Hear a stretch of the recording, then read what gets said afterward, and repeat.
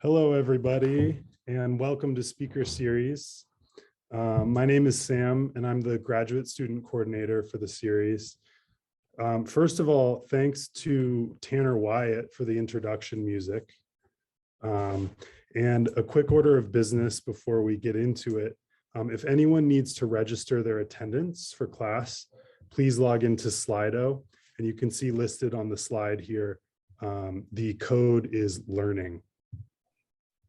Also, after the lecture and a short Q&A, grad students are welcome to join in a post-lecture Zoom hangout with our guests to ask more questions and keep the dialogue going. And so we'll take a 10-minute break at the end of the Q&A, and then we'll just ask you to re-log in on the same Zoom link, and there'll be a graduate student hangout. I'm going to introduce our faculty, who will introduce today's guest, and that's my dad, who's sitting right beside me. You can see the corner of his head there. Todd Johnson. He's a professor here in the department who also has 40 years of experience in practice as a landscape architect and urban planner. And part of that was as a principal at Design Workshop. He received his master's degree at the Graduate School of Design, and in 2004, received the prestigious ASLA fellowship. As a teacher, he's interested in fostering a healthy studio culture and diffusion of ideas through collaboration. He's also an advocate for heuristic teaching, the sometimes maddening technique that encourages students to inquire and seek out answers on their own. He's a good cook and a average fly fisherman, who I know is very excited about today's guest, as am I. Here's Todd Johnson. Thanks, Sam. Maddening, huh? Thank you all for joining us today for a very special talk by Wolfgang Wagener and Leslie Erganian and their amazing publication, New West. This is a very special collaboration between an artist and an architect, real estate developer, or a development advisor. Leslie Erganian received a Bachelor's of Arts degree in Fine Art and Art History from University of California at Riverside, a Master's in Fine Arts at Illinois, focusing on photography, and a Master's of Fine Arts at the UCLA Film School. She has worked and produced in film, television, interior design, and teaching. The list goes on. Wolfgang Wagener has a strong background in architecture and real estate development. Not an odd combination, but maybe an odd combination for that and an author. He has a PhD in environmental engineering from Aachen University in Germany and an advanced management degree from Harvard University. The collaborative intersection between architecture, art, produces a rich view of our Western landscape and what forces have shaped it. There are, in my experience, and I'm a pretty avid reader, few examples of a work devoted to landscape and place. Their book ranks with the works of John Reps, J.B. Jackson, John Stilgoe, and Olmsted himself, all of whom use travel, curiosity, and an eye for form and place, motive and purpose for their work and their insight.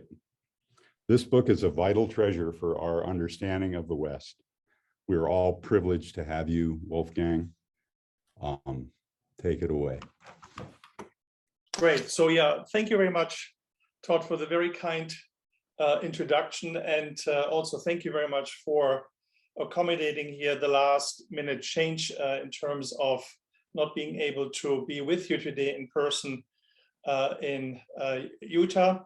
And also I have to apologize as Leslie won't be able to attend the talk today as well.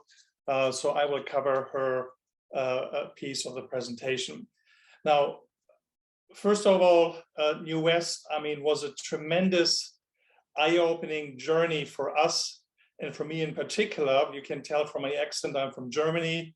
raised, grew up and worked many years in Germany. So I'm new to the American West. And when you come from Germany, you're always kind of puzzled about how did the American West actually unfold, because it's so different than to where I came from.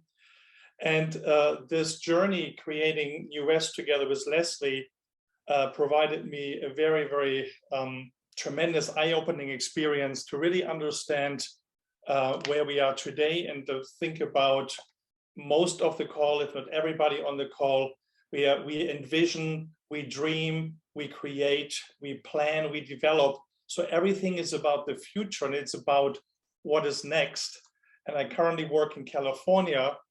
And what this book helped us to do is to, one, understand where we are today, and also understand how do we get here, so that the decisions we make about the future are going to be better decisions. Now, the origin of our journey were basically mid-century linen postcards. And for whatever reason, I can't really remember, we had basically a collection, or had access to a collection of about 5,000 images of the West. We curated for Hilmer Publishers in Munich about 500 for the book, and I brought 50 today, which I felt were worth sharing with you at the university. The postcards themselves have two dimensions. One, if you think about this at this point in time, they're not virtual, I'm sorry, we are virtual. It's a visual history of everything. And being architect and developer, I've been very much interested in the physical transformation of the American West. But at the same time, they also provide the experience, the emotional content of being in this place. And this is the dimension Leslie brings to the book. And I think the best way to summarize is actually a quote from Ken Burns, who gave us a very generous and kind endorsement, which I would like to read to you, which is, "This is a wonderful and wonder-filled book, an obvious labor of love. It mines the physical transformation of the West, and it plumbs the depth of the West of our imagination with hope and clear eyes." So the two themes, transformation and imagination, is what I would like you to take through today. So let's start with transformation. This is basically the architect's view. So first of all, we had actually to define what do we mean with the West. And we decided to go with the definition of everything west of the 100th meridian here in the US. For a number of reasons. One, they're obviously very unique development patterns. It's a three-dimensional mountainous topography. It's a semi-arid dry climate. And you can see I'm in Silicon Valley today. You are in the Great Salt Lake Valley. So I'm at the western edge. You're right in the middle of where everything is taking place. And the second question for us was, now we have defined the place. What is actually the time we are looking at? And the longer we looked at the postcards, what we really learned is, one, I mean, how young the development in the American West is, which, again, coming from Europe, where we have cities which are 2,000 years old, is just completely mind-boggling and extraordinary to realize that about 150, 200 years ago, there was almost nothing taking place here, and how fast and rapid the evolution here in the American West took place.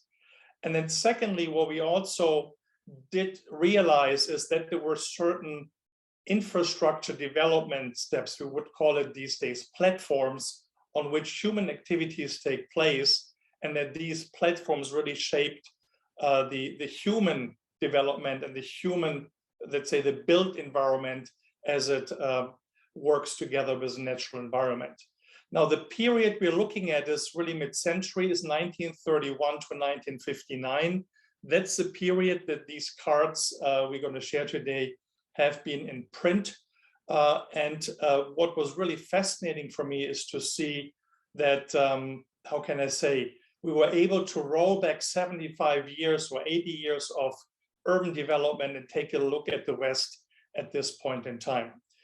You see on the bottom, the two key infrastructure developments we're going to focus on today is dams and highways, because it was obviously the time it took place, although the cards also cover everything before. And also, I think I would argue that in terms of human impact on the natural environment, the period around mid-century and the transformations which took place are probably the most significant in terms of physical experience.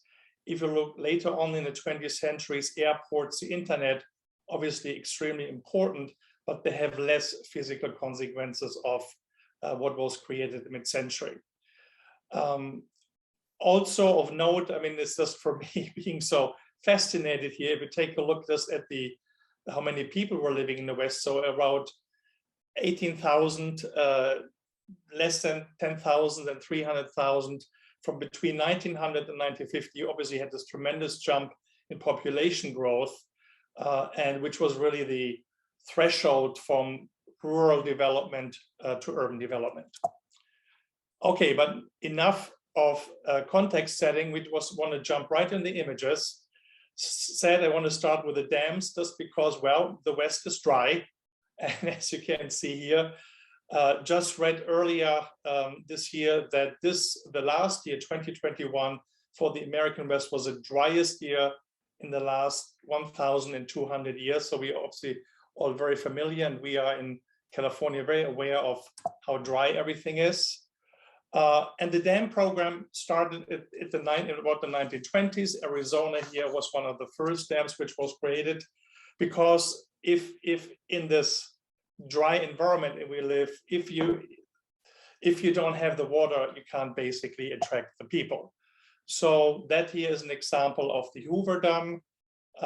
Probably most of you have visited it, just an extraordinary piece of engineering, as well as it is located in the landscape itself. Kind of like an urban form of megastructure. You can say this massive engineering feast here, concrete structures, was all about new forms of constructing and really working within this arid landscape. Another example here, it's not just the water itself, but you also see that the dam is going to be a highway. And this little mast you're going to see in the background is about generating the electricity. And then we have a saying in real estate is always follow the money.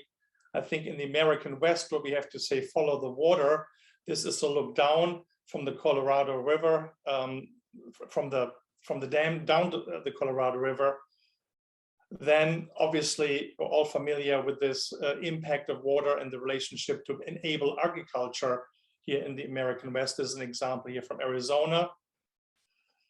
At the same time, also developing new forms of settlement, these early forms of suburban houses. This is Boulder City near the Hoover Dam. This is a planned community, actually the first planned community, one of the first planned communities in the West.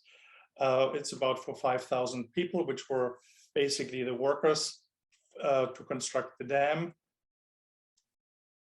And then obviously the famous California dream, this new way of life, which we all have been coming from Europe so fascinated by.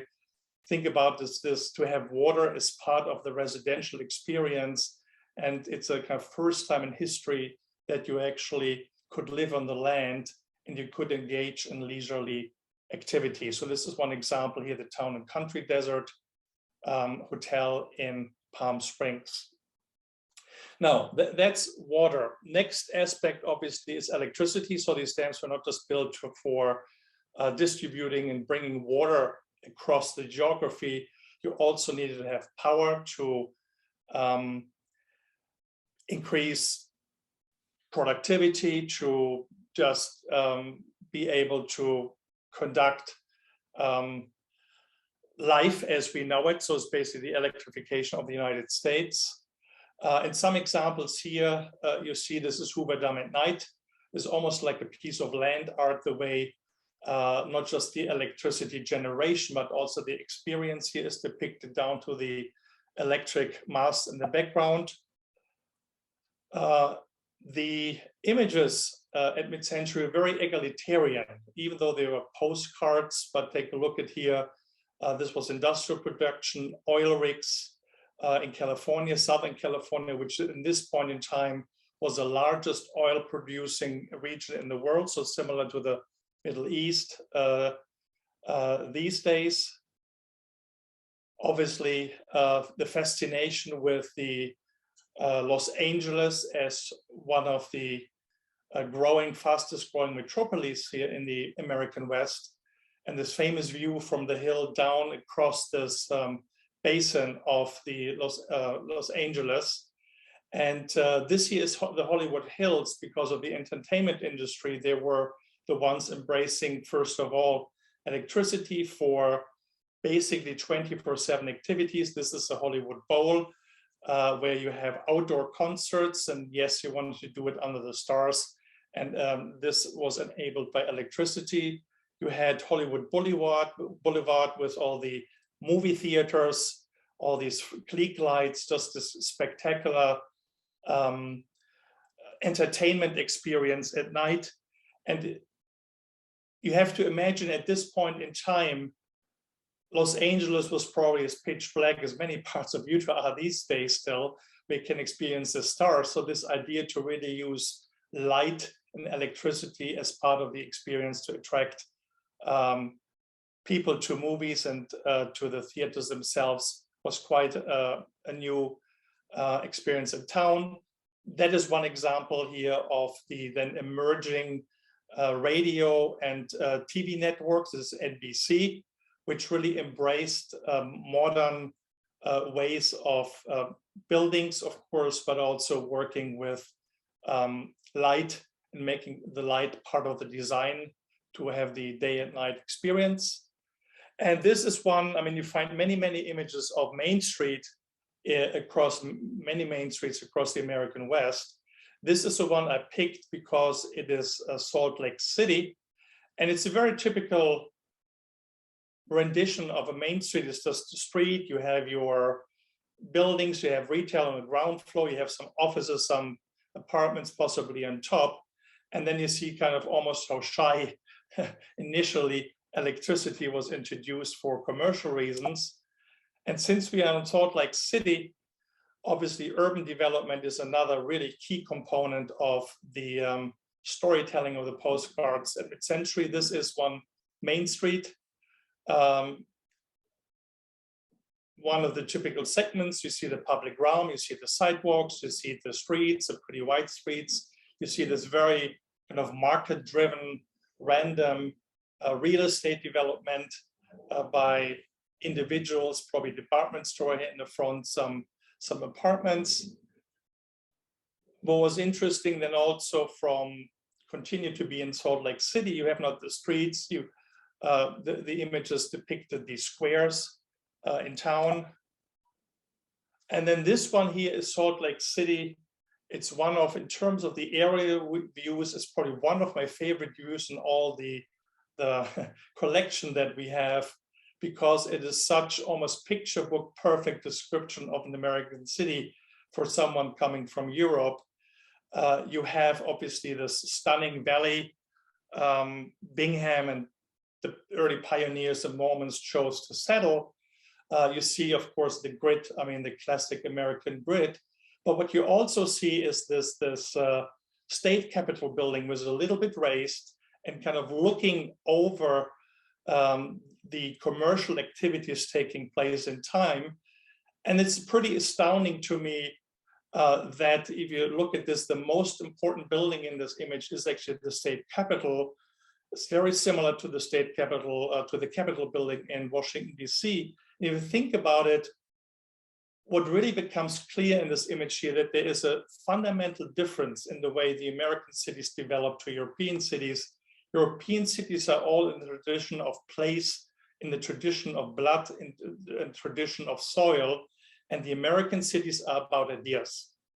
And first of all, democracy, and I know we're living in a time where democracy is both from the inside and outside be under threat, but democracy is an idea and you have to convince people to believe in it. So this idea of liberal democracy, the principles of rule of law, of justice, of liberty, all these wonderful values that America stands for, symbolized in the state capitol building. Then you have downtown the commercial activities to the ground, and you also have with here the Mormon church and the square, the kind of freedom of speech and the religious freedom. And I couldn't stop doing this, but I had to mark this up for you, because it's so fascinating that even in the street names, you have the state is an idea, you have the private enterprise, commercial activities, it's really about ideas, and you have religion, the temple street, which is all about ideas. And then all these three forces combined meet in the vantage point in the mountains. So basically saying that everything, so even the ideas of democracy and what the United States of America about are settled and nestled ultimately in nature, which is something bigger than what we can create as humans. And well, maybe just come back to this. You could say, well, this today we would call it, this is a 15-minute city, a walkable town, transit-oriented development, and all these kind of terms that we have. But the interesting thing for me is Salt Lake City was developed like this before the railway was came to town. Actually took place a little further north where you are, kind of the joining of the Transcontinental Railway. And the principles we just talked about, you can see in this image too. You have the American flag standing for American democracy. You have Leland Stanford in the center for free enterprise, commercial activities. You have innovation in the form of the straight railways tracks and the steam engine. You have the telegraph to the right, a little bit shyly drawn in the background. And you also, if you take a look at the right edge of this image, you have the cross, the two gentlemen or workers climbing up the ladder, which is about religion. So basically what you had depicted in the plan of Salt Lake City, you see in a smaller universe here when the Transcontinental Railway was built. Some images, the famous crossing here about the Salt Lake, the shortcut for the railway, but also think about new possibilities and experience for just the general public. This is the Salt Air Pavilion at Salt Lake, where you are. You see the railway basically turned here into a roller coaster ride. And it's all about entertainment. It's about health, the good air. It's about recreation. It's about some fun. And it's basically a destination railways were pushing for to attract customers to really help improve the utilization of the railway. At the same time, you think about this as regular citizens, let's say as regular people, you got this curated experience of nature where you could access part of the county, which you couldn't do before, but was still done through let's say, the infrastructure. This was provided by railway companies. Another example, impact of railway here, the mining here of, well, not mining, but the collection here of salt close to where you are. This is one of these amazing images which remind me always like a piece of land art. Same images, and again, I can't say these are postcard images, which meant to show all the places people were proud of and they could visit. The mining here in Bingham Canyon. You see the railway here who provided access to parts of the country into these resources. Similarly, then the next wave of innovation past the railway was the automobile and bringing the car, using the car for access, which changed against the possibilities in terms of the reach, where you could go, where you tap into resources, or the other extreme is where you go back into cities. This is a Hollywood freeway with Los Angeles in the background, one of the first freeways here built in the United States. But what's interesting for me in Utah, however, is that it was not about getting into the cities and urban development, but being really able to access the spectacular scenery in which you live, this basically nature. And this is one example of the Bonneville Salt Flats, giant racer. Obviously, all the speed, high-speed tracks that you were able to get to, these extraordinary kind of minimalist images, almost like Edward Hopper type empty spaces, this time not cities, but in nature.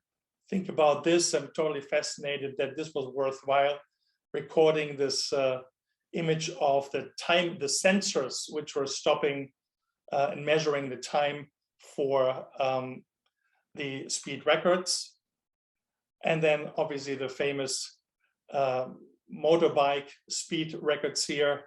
Just talked about, it was taught before the lecture here about the last Indian. But then also thinking about it, it's not the speed record, but just getting into nature. And just selected some of the images. They're all places in Utah you're probably familiar with. But think the difference between access to nature by car and by railway is railway provided you curated experiences, and the car, obviously, the automobility provided you with the freedom to go where you wanted to go and kind of really enjoy the wonder and the grandeur, majestic landscapes that national parks, etc., that we also love. So tunnels, another national park here, close where you are. Really quirky views of getting far into nature as possible, and then to basically, this is a Grand Canyon as far as you could go, and then the famous hotel where you basically have architecture which is trying to nestle into nature itself. And this another example here, Grand Canyon, and I just wanted to point out the next wave of innovation, so to speak, which is so you had the rail, you had the automobile, and then had also the travel by air. These are early planes here, all triggered, and this is really important. Let's say important for me to understand is these were now federal programs. Think about mid-century, it was World War II, it was a mobilization during World War II, and just the impact of aircraft and the mobilization for the war. This is a stunning image for me, very, very early in the 1940s, which are two factories in Southern California to build these massive airplanes that look a little bit like Mies van der Rohe buildings, but what's unique about them is they were one of the very first air-conditioned buildings in the world. The reason these planes needed these dark envelopes is because light would have been a risk to be seen at night. So let's say it would have been a target for a military attack. So this really triggered this idea to create this indoor controlled, climate controlled, and daylight controlled environments, which then subsequently went into office buildings, shopping malls. You're all familiar with all the buildings which followed then after the war. But the roots, all of this comes out of the airplane manufacturing. This is here right in Silicon Valley. Google owns this today. This is a major airplane hangar. It was the largest building at this point in time as a structure. And the other program, and this is now interesting, is kind of the end of the mid-century and the beginning of our current life in which we all live today, which was the investments not just in the physical infrastructure, but into research and development. So that is really something new. It was not about the dams, the roads, the railways, the state capitol buildings. It was into research. In this case, this is Los Alamos in New Mexico, where the atom bomb was developed. This here, Manhattan Project, Oppenheimer, all of this took place here. And of course, why was the West chosen? Because they were very, very remote locations, so you could really top secretly develop. And then obviously you had your research, your testing sites for atomic bombs near Las Vegas for for many, many years. And it was just this extraordinary image to me that at this point in time here, I had to think of Venturi learning from Las Vegas, but this is way earlier, probably 15, 20 years earlier, that at this point, even research, development, atomic bombs were part of popular culture and didn't have, let's say, obviously the risks and dangers that we all familiar with today. And this leaves me to the last slide here in terms of the physical transformation, coming back here to Utah. In response to the threat of nuclear attacks, the internet was born, and the very first 4 nodes of the internet, so basically which makes everything possible what we're doing today. And think about this, these are really 4 computers, 4 people, 4 offices which were connected, were in Utah, where you are, Stanford, where I am, and then the University of California in Santa Barbara and UCLA. So, but this is kind of the end of mid-century, beginning of the new West, which would be the topic for the next book. Now, so this is, let me just take a glass of water here, of water. So this is typically the piece that I do, just being kind of looking at development, physical development. And then the second part here of our talk today is imagination. And it's basically talking about the art form and the medium of the postcard itself. And this is what Leslie put together for us today. So the very first notion, of course, we are all familiar with "Wish You Were Here," the kind of classic postcard note. But if you think about this, what it really meant is the postcards were the very first form of social media. So we're all familiar now with Twitter, with Instagram, Facebook, etc., etc. But the postcard was the equivalent to social media at this point in time. They were affordable. You could send quick notes, like a tweet. They were fast. They were cheap. And you had, I mean, many places you could choose from to share. So that was quite fascinating for us. This, and yeah, one example here, of course, you want to share you on a vacation and say, okay, wished you were here. The second dimension, though, is the postcard itself is in hybrid art form. And it's an egalitarian art form because it was for, let's say here, fun for the common man, as Leslie called her chapter. And it has 3 components. So first of all, it's photography. And photography at this point, you have to remember, was black and white photography. This is Ansel Adams. I'm sure you're all familiar with his wonderful images capturing the nature of the American West. This, for instance, here's Julius Schulman, who is a famous architectural photographer here in Los Angeles, who basically recorded how man-made structures, buildings, and other infrastructure elements slowly encroached onto nature. This is an example here of Joe Deal, even in the 70s. You may have heard there was a whole movement in photography called new topographies, which are recording how then the suburban envelopment more and more encroached into the natural world. But still, even up to the 70s, photography was regarded as credible in black and white. And also, it was not really considered an art form. That photography was still considered as commercial. It just has become an art form recently. And the second dimension of the photography is obviously you didn't have color photography at this point in time. Here's a famous Indian again. So what the manufacturers, the producers of these images did is they took a black and white photo and they basically hand colorized this. And this was done by this, unfortunately, and slightly out of focus image, but I still wanted to share it with you. These images were produced by Kurt Teich in Chicago. It was a large manufacturer of images, and they had about 200 artists working at his manufacturing studio here to basically colorize his images. And it's, if you want to put it this way, it's almost user-generated content, because the publisher worked together with the people who wanted to communicate the place, and they started to collaborate on what narrative, what experience, what mood, what tone of the photo should be created. So it's almost like Photoshop these days.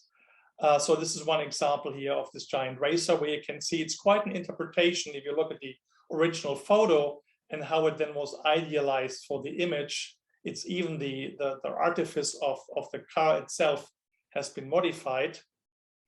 And basically it was like paint by numbers. So you had a producer working, let's say, with the customers, and you went through these available tones and themes which you wanted to create.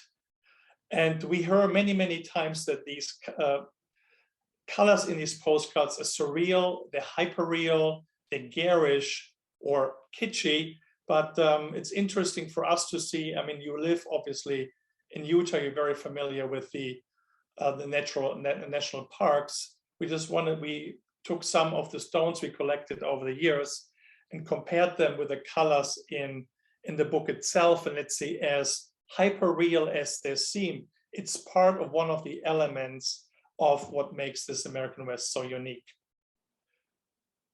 And then this is one other example here, the Bay Bridge in San Francisco. You can see this was a typical photo.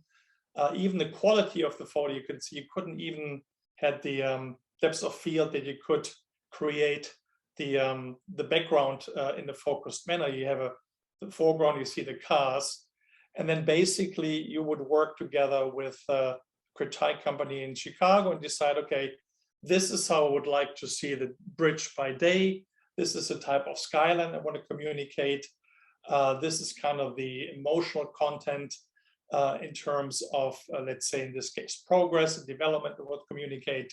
But also you could create night views from the same photograph itself. So it is, I mean, it's also easy these days to do this with a computer. It was quite an extraordinary effort to do this at this point in time. And then lastly, you just not had the artifact of the photo, the visual arts component. The third one is then you had to share it in the spirit of social media. So you had to print it.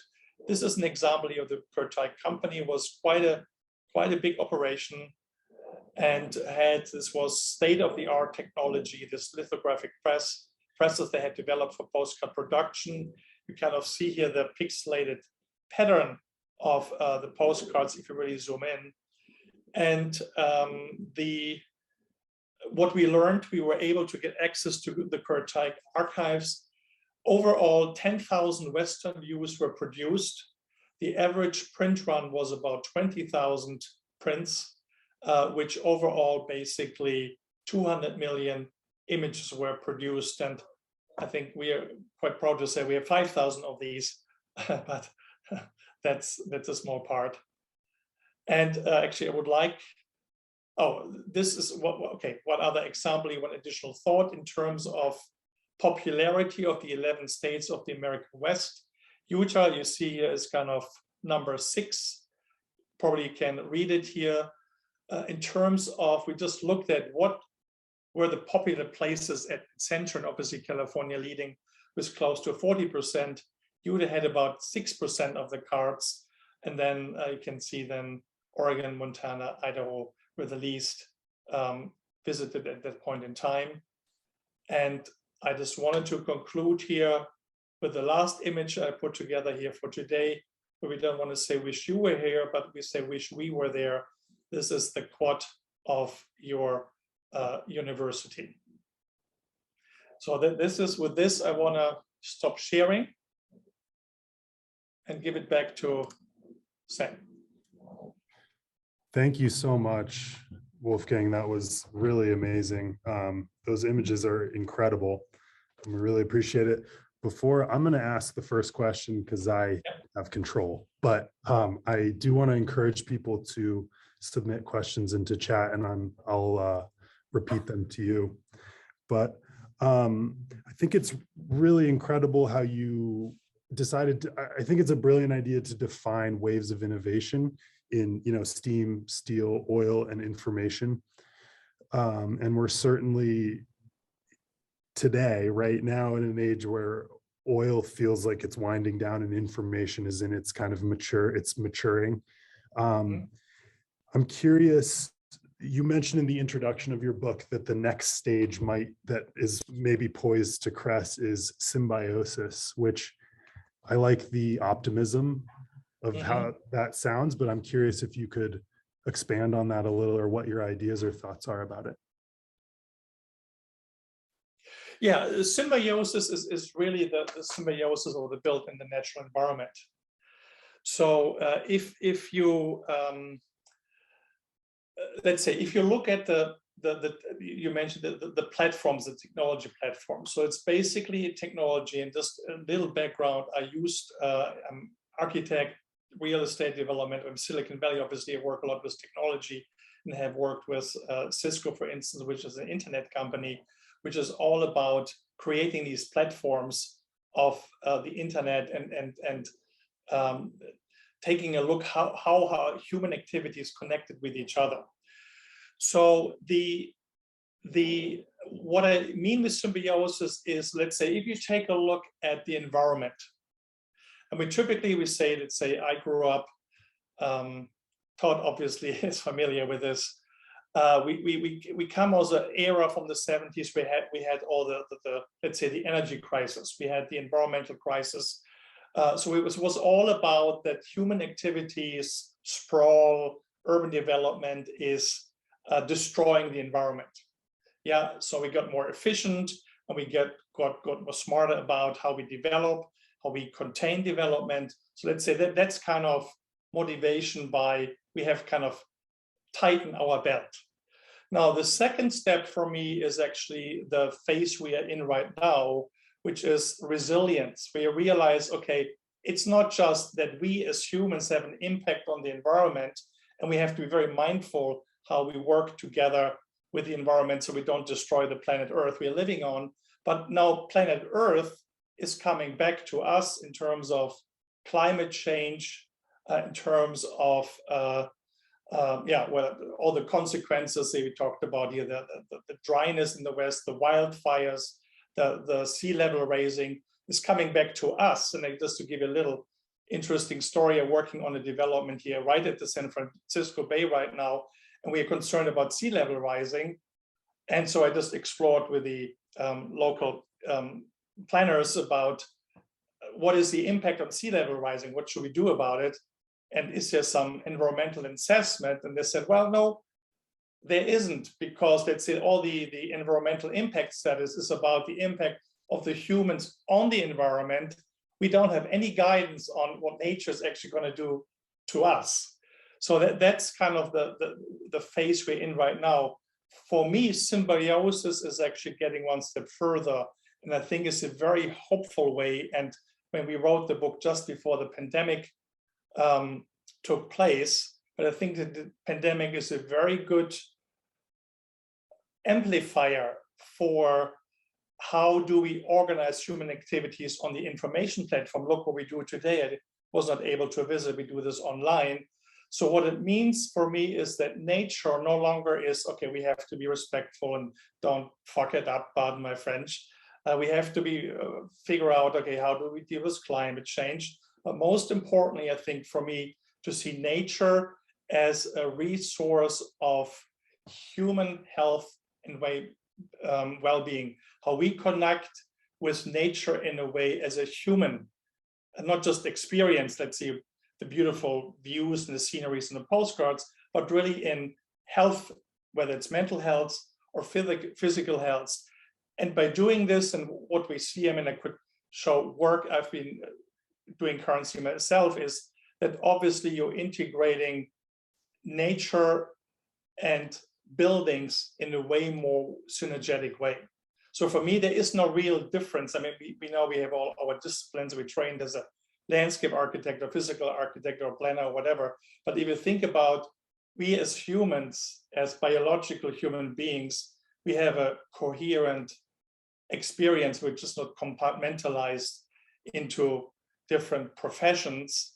And I think I'm very hopeful. I mean, whether I don't see currently any developments, at least here on the West Coast where I am, where not nature is considered an important part. Again, it's a performance, it's an engineering aspect, it's just dealing with nature itself. And then now the mental human, I guess in your world, you're calling it the biophilic relationship with, given this the latest buzzword. So that's I think symbiosis. And I think the reason why I believe this is related to the information age is because, I mean, look, the infrastructure we have, we're less dependent on the car, the railway, and I mean, all the impacts it has on whether it's pollution or just land use, etc. So I don't know, this was kind of a long-winded answer, and it's one which is not in the book because that's, again, the 4 notes of the internet was the 60s. That's where it all started. I also thought you made another very prescient point to today, and I mean today, like, you know, February 25th. You mentioned that the first quarter of the 21st century feels like it is Pax Americana, or another way to put that, which is kind of relative peace and order in the Western Hemisphere, has faced some threat. And I'm curious how you juggle that with the optimism of a wave of symbiosis, or just what that means for the future, and even as it relates to landscape architecture or planning or anything like that. Well, I mean, the Pax Americana is obviously close to me, close to my heart. I mean, growing up in Germany, we basically grew up under Pax Americana, and we obviously had this extraordinary last, 75 years approximately, of really peace and prosperity. And I have to say, maybe it's my generation. I hope your generation is a little bit more mindful. I took it all for granted. I remember my dad always saying that when there were elections, I was young, whatever, in my 20s or so, son, you have to go vote. Yeah, it's very important. It's a democracy. You have to vote. And I was sitting there thinking, yeah, okay. I mean, yeah, of course they're going to do it. But it was kind of, okay, one vote more or less, what makes a difference? So, but again, my dad still had the experience of the World War II. And it was really a major accomplishment to have democracy put in place. And let's say a country like Germany with violent and divisive history, that we were able actually to pull it off. And I don't have to, and again, this was writing the book. It wasn't intended, but obviously I don't have to talk about the internal challenges that democracy right now faces in the United States, or has been over the last 4 or 5 years, even on the political front, which is kind of really eroding the belief in democracy. And of course, I mean, with the current events in Ukraine, I can't even talk as fast as I think the threat to democracy is unraveling from the outside. But I think why I would be hopeful is that I believe that the physical environment, both, landscape and architecture, and what I mean with architecture is actually the building themselves, but what happens in between the buildings, that the public realm, that the quality of the public spaces are really the spaces for democracy. I strongly believe that without a functioning public space, you don't have a functioning democracy. So whether it's even if you look at the United States, it's even a constitutional right. Where can you express free speech and have civil rights? It's sidewalk, streets, squares, and parks. So I think these are really essential to the health of any type of democracy. And you could say, okay, well, we have kind of bigger problems right now, but I strongly believe that to really maintain democracy and have democracy being resilient, that local communities, the local, whether it's education, understanding of people, what democracy is about and how precious it is, also needs to have the physical environment. And basically, it's essential to, I mean, I showed you the postcard from Salt Lake City, but if you think about this, that is really the spirit of what, let's say, the importance of the public realm for a functioning democracy is really essential. And again, I want to be positive. That's a contribution we can do as people concerned with the environment, both built and natural. Thanks. Great answer. You are asking tricky questions here. I know those were big ones. Sorry, and all The over big the ones place. now. But Yeah. yeah, I'm very yeah. I think the public realm and democracy are really, really very closely tied. Yeah, and more relevant than ever, it seems. Yeah. A fellow grad student of mine, Randy, asked, are there any similarities between the American West and Germany or Europe that surprised you? Zero similarities. Really? It is totally different. Let's just be very clear. It is. It took me quite a while to really understand it. I mean, the similarity obviously is the process of observation and inquiry. You do it trying to understand how the environment evolved over time. That obviously is, I would say that the lens with which we are looking at the environment is the same. The object of what we're looking at is completely different. I mean, give you one again. It's so.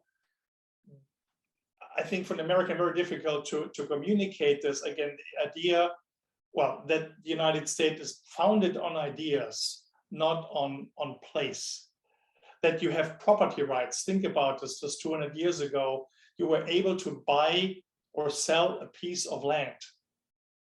It's completely unheard of in Europe. Look at the UK today. The most of the land is still owned by the Queen. Yeah. So you get leaseholds, so you don't own the land. It of course changed then in Germany. Yeah, again through over the last 100 years or so.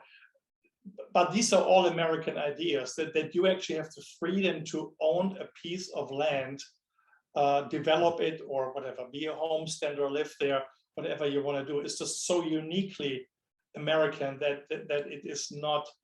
It's amazing to me. But there's no similarity to Europe. Let me be very clear about this. Oh, I appreciate the answer. Karen had a comment that she wanted to share. She said, thank you for this important insight. Sidewalks, squares, parks are key elements in our community to support democracy. And I agree. I think you put it really well, almost poetically, that this democracy or the stage for democracy to play out is between the buildings. I've never heard it put that way. I really like that a lot. We have another question though from McKenna, who asks, do you have any thoughts on the dam removals happening in the West and how that impacts the image of the West? Well, let's put it, I'm not an expert in kind of the water infrastructure of the West, but there's two kind of observations I would like to offer. One is, what amazed me to learn is that the infrastructure we are using, which is sustaining the population in the West today, is basically still the infrastructure which was built 75 plus years ago. When you think about this, the last dam was built in the 60s or so, which is pretty extraordinary, just to be able to sustain and support the increased population. Of course, yeah, we got more efficient in terms of how we use water, whether it's agriculture or building use or industrial use. So, okay, we can do efficiency, but still, that's pretty extraordinary. I would say the first thought I have is, well, you have to kind of keep and maintain what you have so it doesn't break, because you also have certain like rotting infrastructure, dams breaking. Now, in terms of the rebuilding dams and taking a look at a more approach which is working with nature. I mean, obviously you could see in the images when you come with your engineering, you kind of, it's very harsh impact on let's say the topography in the land. I think that there are ways where you can work with nature rather than against nature, where you were able to provide similar ways of water collection that might be more symbiotic to your first question. I just want to give example from Germany. I mean, it's related. We used to put rivers in concrete canals. These are all getting rebuilt and basically using, whether it's stormwater capture and management of water, way more integrated with the landscape itself. So this, by the way, would be another example of symbiosis, where it's about kind of build a natural, working with nature rather than inserting your will on nature. Right. So, but again, I'm not a water expert, so but I would like to learn more about this in terms of how to actually do it. Sure. So we have time for, I think, one more question. And let's see, Joshua asks, I'm wondering if you have, what your favorite piece of landscape architecture is in America, as well as Germany, and how they're similar and opposite from each other. Or maybe a piece of landscape architecture that you think represents something about the book or something like that. Well, I mean, what is the most favorite piece of landscape? It's the West itself. I mean, it's pretty extraordinary. But let's say as a main one, well, I mean, my personal favorite one is actually one I have been involved in myself over the last 10 years, which is the park for Apple Park. You may have heard it's a headquarter for Apple here in Silicon Valley. It's a 176-acre piece of land, and I mean, I had the privilege to work with Steve Jobs on this. I was employee number 1 on site with Foster and Partners, and employee number 2 was an arborist. So from the very beginning, that's another example for your symbiosis. Nature and the landscape and the building were perceived together, and it's an extraordinary piece of landscape done by Laurie Olin for Apple Park. So it's the closest I've been involved, and we have been growing trees from oak, from acorns to, I mean, buying big. I mean, I have experienced everything. It's stunning. It's beautiful. It's not publicly accessible though; it's private. So that's probably my favorite personal landscape in the West right now. In Europe, I am a fan of the Baroque era, actually, of the whole region around Berlin, and it's called kind of the Brandenburg Garden. So it's a whole extraordinary kind of at the beginning of the Enlightenment to a similar period as the founding of the United States, that there is this whole region around Berlin with lakes and some castles and some, I mean, it's really like a cultural landscape on an enormous scale, but it's all man-made. That it's here, Lenné, you probably heard the name of the landscape architect. That would be my favorite one in Germany, just because I grew up there. Great. Well, thank you so much. We really appreciate it. Again, that was fantastic. We're going to take a 10-minute break now and ask that grad students log back into the same link for a Google Hangout for a smaller discussion with Wolfgang, and we'll do that at 4:40 in 10 minutes again. Okay, great. Thank you so much. Really appreciate it. Thank you very much. Thank you again for inviting me, and I'm glad for your interest in our book. Okay. Absolutely. Bye-bye.